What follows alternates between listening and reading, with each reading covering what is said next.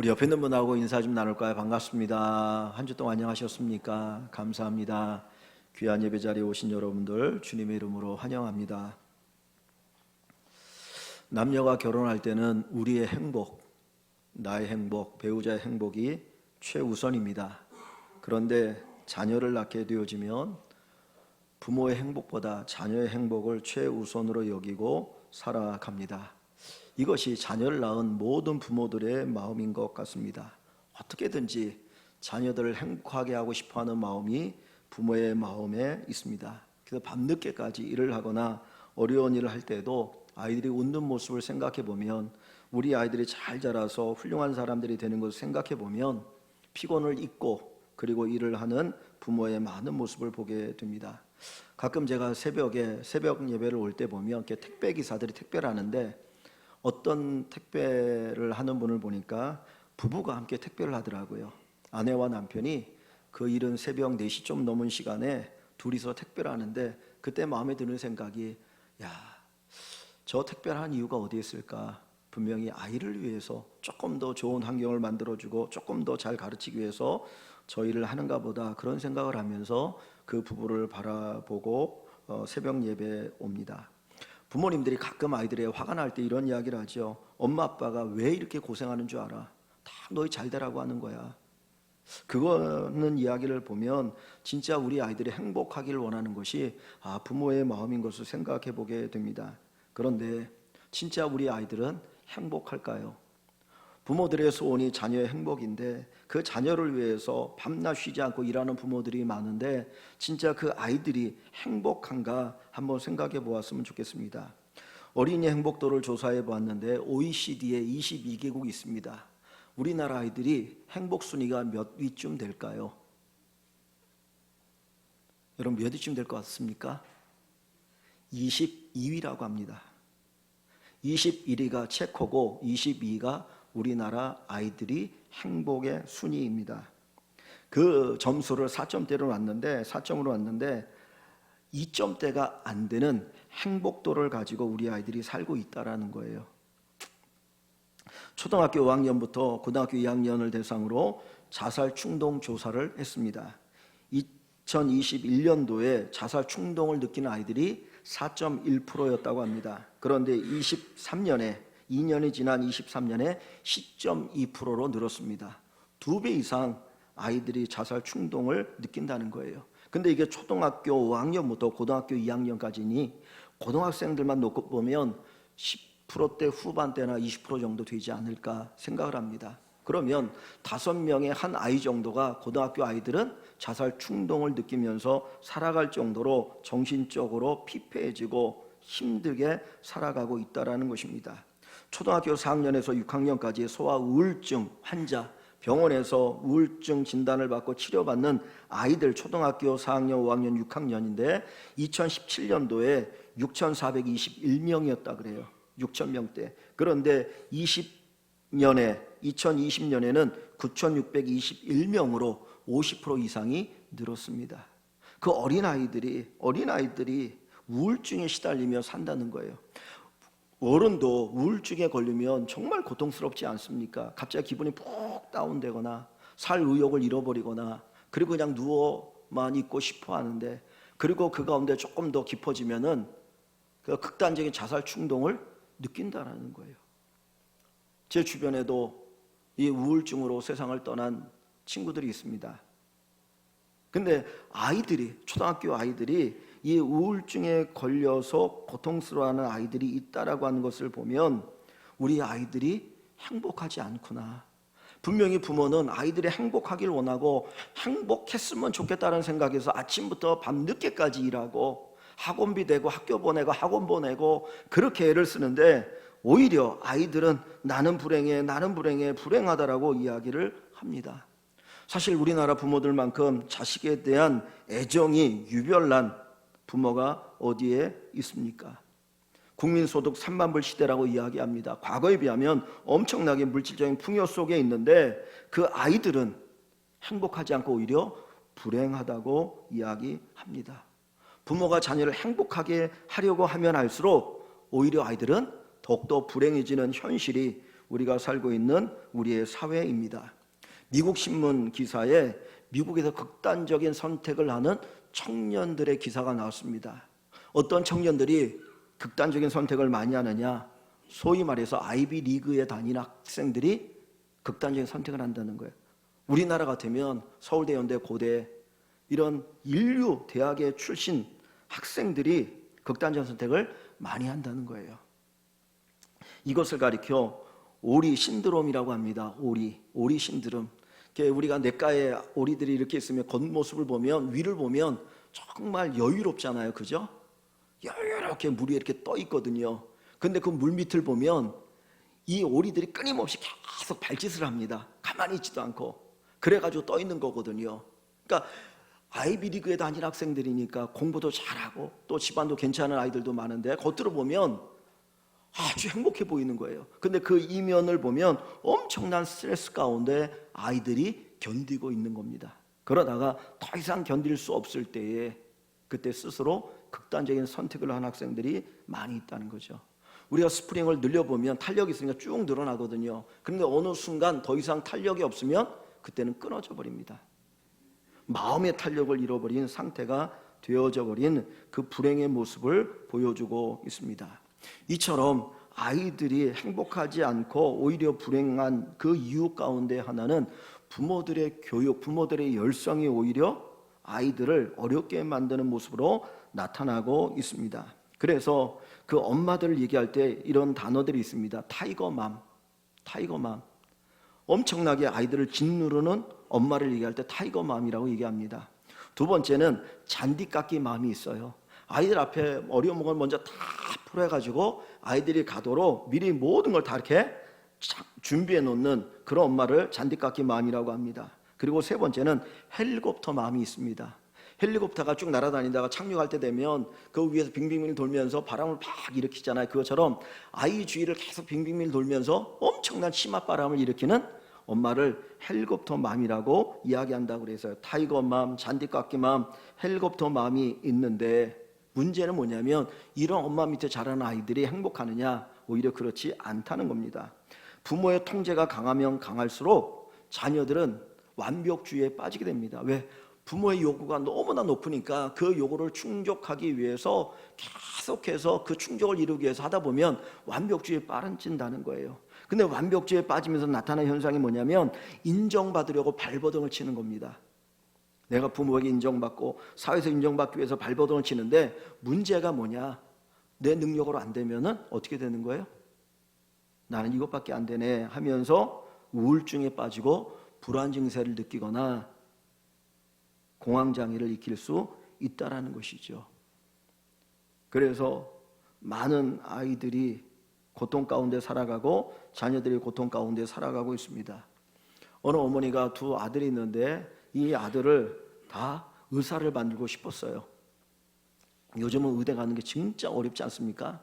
제가 대학에 들어갈 때에 저 강원도에 있는 의과대학을 가는 거는 그렇게 어렵지 않았어요.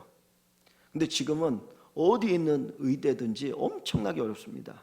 이 부모가 아이들에게 야 너희는 의대 가야 돼, 의사가 돼야 돼, 의사가 돼서 열심히 아이들에게 재촉을 했습니다. 큰 아들은 진짜 열심히 공부해서 의대를 가서 의사가 됐어요. 근데 둘째 아들은 그 능력이 안 되는 거예요. 그런데 엄마가 의사가 돼야 된다, 의대를 가야 된다고 하니까 결국은 그 능력이 아니라 스스로 목숨을 끊었다고 합니다.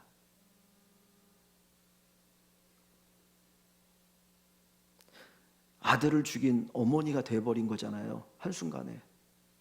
이 어머니가 어떻게 살 수 있을까요? 얼마나 고통스럽겠습니까? 그런 면에서 너무 공부 잘하지 않아도 괜찮은 것 같아요. 이런 기대 안 하니까. 여러분, 진짜 자녀들의 행복이 어디에 있습니까? 우리가 사랑하는 자녀들 하나 둘밖에 안 되는 우리 자녀들이 정말 행복하길 원하는데 우리 아이들이 어디에서 행복을 얻을 수 있겠습니까? 오늘 우리가 읽은 이 신명기는 모세가 기록한 책입니다. 모세가 5권의 성경을 썼죠. 창세기, 출애굽기, 레위기, 민수기, 신명기. 근데 이 신명기는 모세가 죽음 앞에서 기록한 책입니다. 이스라엘 백성들을 출애굽시키고 광야 40년을 인도하고 마지막 죽음 앞에서 가나안 땅 앞에서 그가 이스라엘 백성들에게, 그가 사랑했던 이스라엘 백성들 앞에 이 신명기를 기록합니다. 그때 모세의 마음은 어떠할까요? 마치 세상을 떠나기 전에 자녀들에게 유언하는 듯한 그런 애틋한 마음을 가지고 이스라엘 백성들에게 이 신명기를 기록했을 것입니다. 이 신명기는 세 개의 설교로 되어 있습니다. 첫 번째는 과거를 회상하는 설교입니다. 이스라엘 백성들이 애굽에서 이제 이 광야 여기까지 올 때까지 그 모든 과정을 기록한 설교가 첫 번째고, 두 번째는 현재 너희가 어떻게 살아야 될 것인지, 하나님을 어떻게 섬겨야 될 건지를 얘기하는 것이고, 세 번째 설교는 미래를 바라면서 하는 설교. 이 세 가지로 구성된 것이 이 신명기입니다. 그런데 신명기를 읽어보면 신명기에 반복해서 나오는 중요한 단어가 있는데 복이라고 하는 단어입니다. 신명기가 34장으로 되어 있는데 이 신명기에 60여 차례에 걸쳐서 복이라는 단어가 나와요. 복이라는 단어 나오고, 여러분들이 잘 아는 것처럼 신명기 28장을 축복장이라고 이야기하죠. 들어가도 복을 받고 나가도 복을 받고 하나님께서 이래저래 복을 주신다라고 하는 복에 관한 이야기가 나오게 되는데, 이 신명기에 복을 많이 이야기하는 것을 보면 이 신명기를 통해서 뭘 우리에게 말씀하는 겁니까? 너희 복받는 사람이 되라. 너희 복받는 사람이 되라. 복받는 비결이 여기에 있다라고 하는 복받는 비결을 가르쳐주는 것이 목적인 것을 우리가 기억합니다. 그래서 신명기를 통해서 먼저는 성도 여러분들이 복을 받으시고, 또 여러분의 가정이 복을 받으시고, 여러분의 자녀가 복을 받기를 소망합니다. 하나님은 어떤 분이십니까? 복 주시는 하나님이시잖아요. 하나님께서 세상을 창조하시고 인간을 창조하시고 제일 먼저 하신 것이 뭐예요? 그들에게 복을 주시며, 그들에게 복을 주시며, 그리고 창조가 끝나고 처음 맞이하는 첫날을 안식일로 복을 주신 날로 정하셨어요. 그것은 하나님이 인간에게 복 주시기를 원하신다는 거예요. 여러분들의 복 주기를 원하시는 하나님, 여러분의 자녀에게 복 주시기를 원하시는 그 하나님을 통해서 복을 받는 귀한 은혜가 넘치기를 간절히 소망합니다.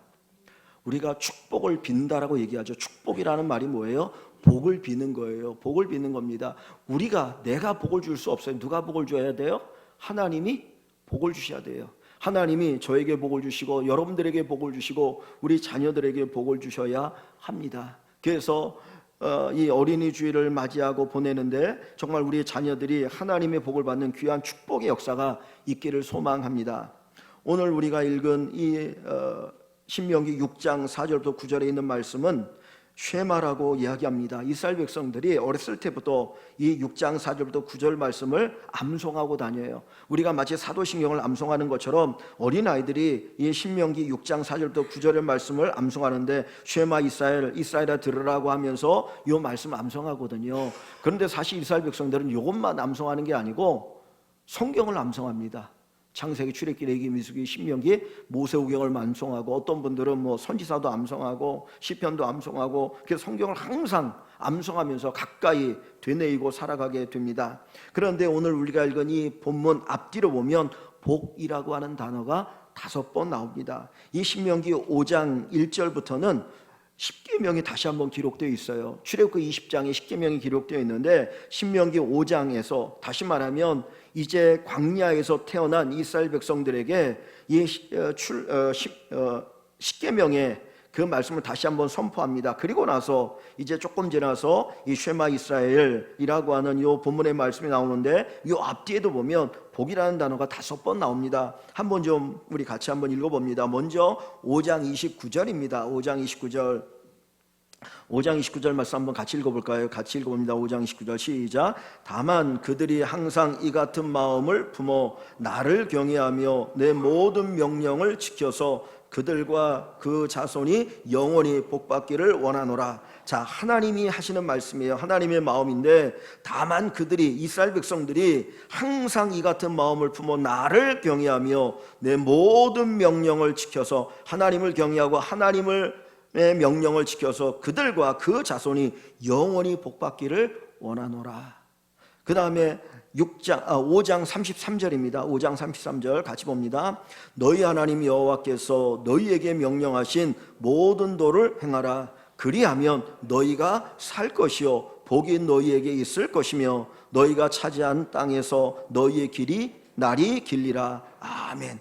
복이 너희에게 있을 것이며 명령하신 모든 도를 행하라. 그리하면 너희가 살 것이요 복이 너희에게 임할 것이다, 있을 것이다 라고 이야기합니다. 자, 그 다음 6장 3절입니다 6장 3절 같이 봅니다. 이스라엘아 듣고 삼가 그것을 행하라. 그리하면 내가 복을 받고 내 조상들의 하나님 여호와께서 내게 허락하심 같이 젖과 꿀이 흐르는 땅에서 내가 크게 번성하리라. 아멘. 이스라엘아 삼가 듣고 그것을 행하라. 그리하면 내가 복을 받고 번성하리라. 자, 6장 18절 19절입니다 6장 18절 19절 같이 봅니다. 여호와께서 보시기에 정직하고 선량한 일을 행하라. 그리하면 내가 복을 받고 그 땅에 들어가서 여호와께서 모든 대적을 내 앞에서 쫓아내시겠다고 내 조상들에게 맹세하신 아름다운 땅을 차지하리니 여호와의 말씀과 같으니라. 아멘. 여호와께서 보시기에 정직하고 선량한 일을 행하라. 그리하면 내가 복을 받고 그랬습니다. 자, 그 다음 마지막으로 6장 24절입니다 6장 24절 여호와께서 우리에게 이 모든 규례를 지키라 명령하셨으니 이는 우리가 우리 하나님 여호와를 경외하여 항상 복을 누리게 하기 위하심이며 또 여호와께서 우리를 오늘과 같이 살게 하려 하심이라. 아멘. 자, 여기 보니까 여호와께서 우리에게 이 모든 규례를 지키라 명령하셨으니 이유는 우리가 우리 하나님 여호와를 경외하여 항상 복을 누리게 하기 위하심이며 그랬어요. 결국 하나님께서 우리에게 뭘 주기를 원하셔요? 복 주시기를 원하시는 거예요. 부모가 자식에게 복을 주고 싶은 것처럼 자식이 잘 되는 것을 원하는 것처럼 하나님께서는 저와 여러분들에게 복 주시기를 원하고 계십니다. 이 복을 풍성하게 누리는 우리 성도 여러분들이 되기를 소망합니다. 내가 부모가 아무리 자녀가 잘 되게 하기를 원하여도 하나님 복을 안 주시면 복 없는 인생이 되는 거예요. 그러나 부모가 좀 부족하고 연약해도 하나님 복 주시면 복 받는 인생이 되는 것이 바로 우리의 삶입니다. 다윗도 형제들 가운데 맨 막내로 태어나지 않았습니까? 그래서 시편에 보면 부모는 나를 버려도 라는 표현을 쓰고 있어요. 사실 어떻게 보면 다윗이 맨 막내인데 제대로 아버지의 사랑을 받지 못했던 것 같아요. 형들에게 먼저 우선순위를 주고 왕으로 기름 부을 때 다윗은 부르지도 않거든요. 그런데 누가 복을 주십니까? 하나님이 복을 주셔요. 하나님 복을 주시면 복 받는 인생이 되어집니다. 우리 사랑하는 성도들이, 우리 성도들의 자녀들이, 우리의 자녀들이 하나님의 복을 받고 정말 멋있게 살아갈 수 있기를 축원합니다. 이 은혜가 꼭 있기를 주님의 이름으로 축원합니다. 오늘 본문 이 신명기 6장 4절부터 9절 말씀은 하나님이 우리에게 복 주시기 위해서 주신 말씀입니다. 즉 하나님의 복을 받기 위해서 우리가 어떻게 해야 되느냐 몇 가지를 가르쳐 줍니다. 첫째는 우리 하나님 여호와는 오직 유일하신 여호와이심을 고백할 수 있어야 합니다. 자, 먼저 4절 말씀을 봅니다. 4절 한번 같이 읽어봅니다.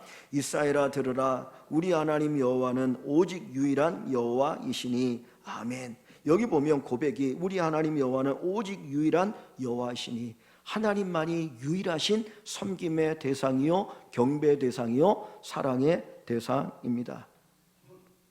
제가 제 아내를 사랑해서 결혼했습니다.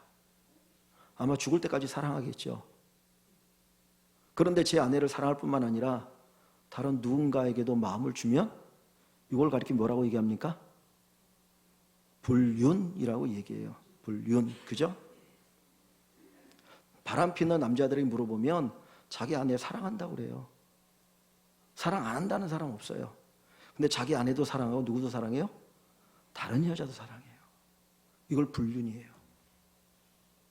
신앙생활에 있어서도 하나님께서 하나님만 사랑이를 원하셔요. 하나님만 경배의 대상이셔요.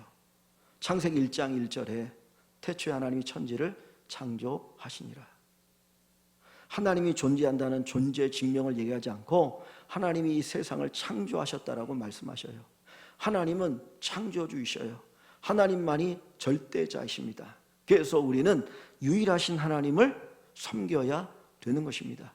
그분만이 우리에게 복을 주셔요. 그분만이 세상을 다스리셔요. 그분만이 우리의 경배의 대상이셔요. 그분만이 우리 예배의 대상이셔요. 그래서 그 하나님을 섬겨갈 때에 하나님께서 우리에게 주시는 복이 있음을 우리가 기억하기를 간절히 소망합니다. 오늘 여기 4절 말씀에 보면 우리 하나님 여호와는 오직 유일한 여호와이시니 여호와이시니 그랬어요. 여기 보면 그냥 유일한 여호와라는 표현을 쓸 수 있는데 오직 유일한 여호와이시니 only one, only one, 오직 하나라는 거예요. 다른 건 없어요. 우리가 경배할 대상은 오직 하나님밖에는 없습니다. 그래서 예수님께서도 하나님과 돈을 겸하여 섬길 수 없다 그랬어요. 하나님과 세상의 그 어떤 것도 겸하여 섬길 수 없다. 예수님 뭐라고 말합니까? 나보다 부모나 자식을 더 사랑하는 자는 내게 합당치 않다는 거예요. 뭘 얘기하는 거예요? 오직 하나님만이 우리의 섬김의 대상이기 때문입니다. 사랑하는 성도 여러분, 오직 하나님만 우리의 섬김의 대상이 되시기를 주님의 이름으로 축원합니다. 하나님과 겸하여 다른 것을 사랑하거나 섬기면 안 됩니다. 오직 하나님만 사랑하고 하나님만 섬기고 하나님을 나의 복의 근원으로 믿고 따르기를 소망합니다. 하나님께서 자기가 낳게 하신, 기적으로 낳게 하신 그 이삭을 아브라함에게 제물로 드리라고 하잖아요. 다른 거 드릴 수 있는데 왜 하나님께서 이삭을 나에게 제물로 바치라고 할까요? 그 이유가 뭡니까? 오직 하나님만이 경배의 대상임을 알려주시기 때문입니다. 우리가 하나님보다 자녀를 사랑하는 것 하나님 합당치 않다 그랬어요. 하나님을 최우선으로 두고 우리 자녀를 사랑하기를 원하셔요. 그것은 우리로 하여금 자녀를 미워하라는 게 아니고 진짜 섬김의 대상은 하나님이시고 우리 자녀들에게 복을 주시는 분이 하나님이시라는 것을 가르쳐 주는 겁니다. 여러분, 하나님을 잘 섬기는 사람이 자녀를 진짜 사랑해요. 하나님을 잘 예배하는 사람이 자녀를 사랑합니다. 그래서 저와 여러분들이 먼저는 하나님만이 나의 경배의 대상이시고 하나님만이 나의 인도자가 되시고 하나님만이 나의 복 주시는 분인 것을 믿고 그 하나님 앞에 기도하고 그 하나님 앞에 우리의 자녀를 다 맡기는 귀한 인생이 되기를 주의 이름으로 축원합니다. 두 번째로 복받는 귀한 믿음의 삶을 살기 위해서는 하나님을 전심으로 사랑해야 합니다. 4절의 말씀과 연결되어지는 내용인데, 자 5절 한번 같이 봅니다. 5절을 같이 봅니다. 너는 마음을 다하고 뜻을 다하고 힘을 다하여 내 하나님 여호와를 사랑하라. 아멘. 누구를 사랑하라고요?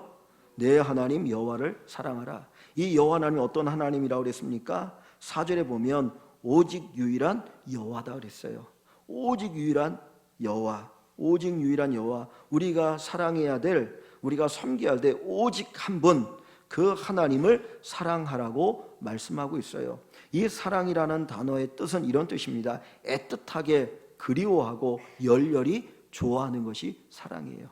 내가 누구를 사랑하면 애틋하게 그리워하고 열렬히 좋아합니다.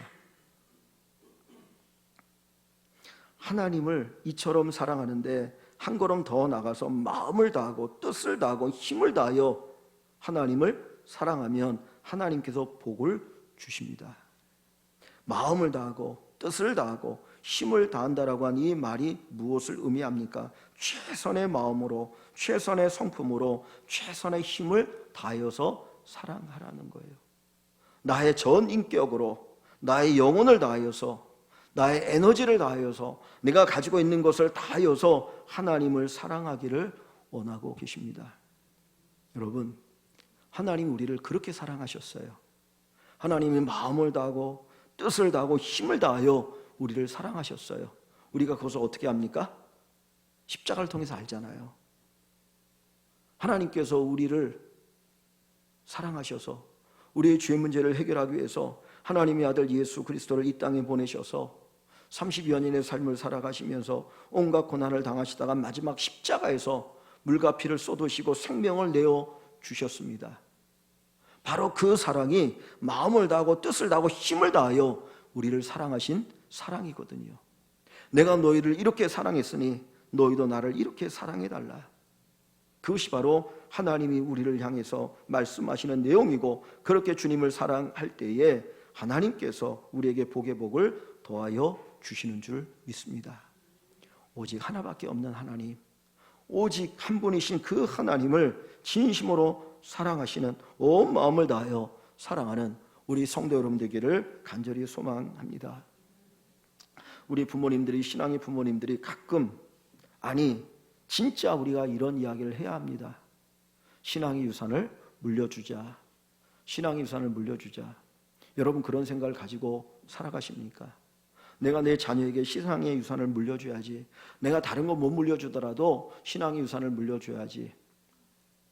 며칠 전에 우리 집사님 한 분을 뵀는데, 저희들이 코로나 때 성경 필사하지 않았습니까? 그래서 신약 성경을 교회에서 이제 필사하는 운동을 했는데, 신약 성경뿐만 아니라 성경 전체를 다 필사하셨더라고요. 그래서 구약까지 다 필사하셨다고 그래서 그게 그 집안의 큰 가보가 되겠네요. 그렇게 얘기를 했거든요. 사실 성경 읽는 것도 쉽지 않은데 성경을 쓰는 게 얼마나 어렵습니까? 한 절 한 절. 그런데 창세기부터 요한계시록까지 그것을 다 쓰셨다고 했을 때 참 존경스러웠어요. 우리가 우리 자녀들에게 신앙의 유산을 물려주자. 그러려면 신앙이 그만큼 소중하고 귀한 것을 우리가 먼저 알아야 되고 그것에 대한 고백이 있어야 합니다. 전심으로 저 여러분들이 하나님을 사랑하기를 원합니다. 제가 처음 교회를 나가게 되어진 것은 저희 집에서 처음 교회를 나갔어요. 그러니까 뭐 저희 부모님이 신앙생활한 게 아니고 먼저 제가 예수 믿고 교회 다니고 그 다음에 우리 가족들이 교회를 나가게 되었는데, 그러다 보니까 제 열심이 아마 우리 집에서 최고였을 거예요.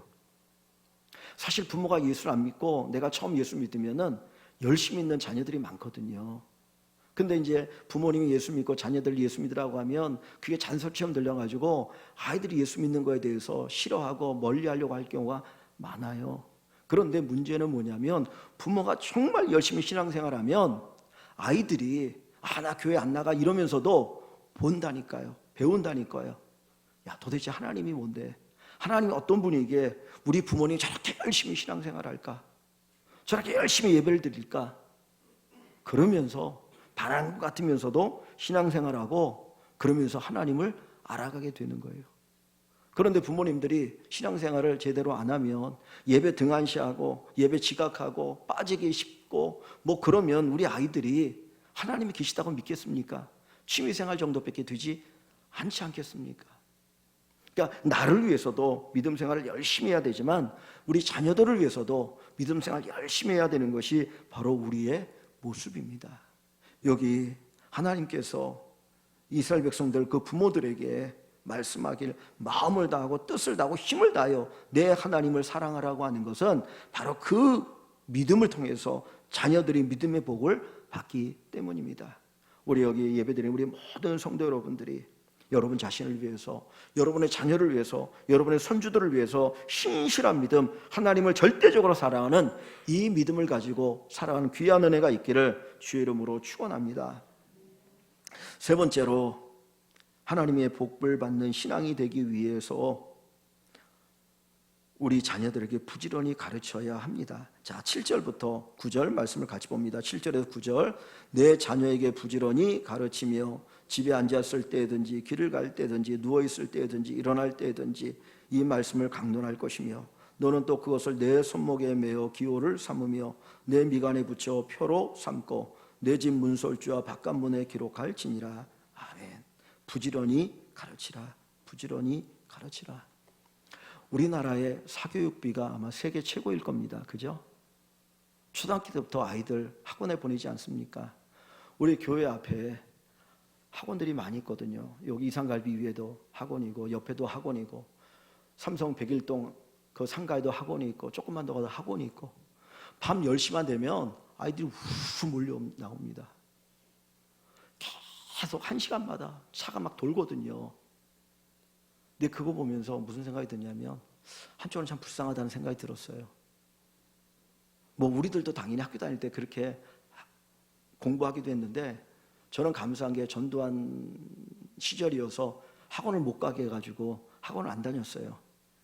그 이제 학교에서 자율학습하게 했으니까 그나마 조금 나았다 생각하는데 초등학교 애들이 그냥 하루 종일 학교에서 학원에서 공부하는 거 보면 안 됐다는 생각이 들어요.